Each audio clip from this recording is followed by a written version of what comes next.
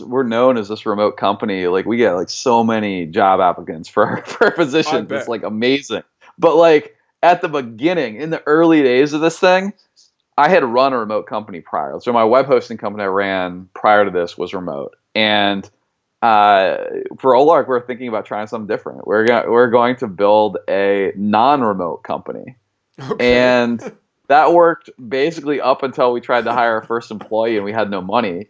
And so we were in Silicon Valley. We didn't raise any money. We couldn't afford to get. I guess we did have one guy working for us for a bit, but then he left because people were paying way better than we could, even though he Oh loved wow. us. Like, but we just like literally couldn't afford to pay people what they needed to make in that area. And so we hired a college friend of mine as employee number one who was living in a much cheaper area. And I knew he was solid. I knew he'd be a great teammate. Um, and so we took away, he had like an hour commute, like maybe a 2 hour commute every day. We Wow. took that away. He got to work from home. Changed his life. And even then, we weren't ready to go remote. We're still like, oh, well, we'll make exceptions here and there, but like, we really just don't want to be remote. So we built out kind of a customer service team in house, like in California, uh, that we tried to hire for marketing. We're like, oh, we can't find anyone for marketing. Oh, there's this guy in Toronto. We'll hire him. We're like, oh no, but we're still remote. We're still not remote, and we would like keep kind of like, and then one co-founder moved to Ann Arbor, Michigan, and Yeah. we're like, okay, we'll have two offices. We'll have one office in California, we'll have one office in Ann Arbor, Michigan, and we'll have these a couple of exceptions kicking around. They're working remote, but for the most part, we're going to be a old Bricks school and mortar. bricks and mortar company.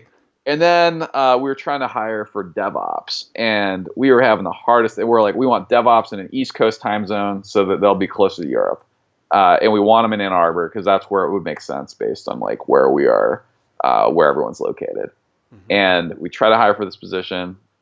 And by this point, we had a couple of people in our Ann Arbor office, a couple of people in San Francisco. I think we probably had maybe two remote employees at that time.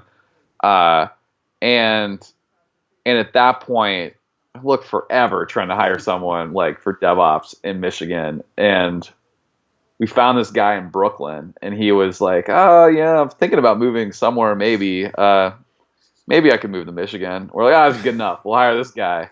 And after that hiring process, we were just like, "Screw it! Like we're gonna hire remote. We can get really good people remote. We're not gonna care about where they're located." We spent like way too long trying to make that hire, and I think that was the real moment for me where remote had gone from like, oh, this is kind of like a bonus. Like if we find really good people and they Mhm. don't want to move, we can hire them remote. It's like, no, we're just going to focus remote from here on out.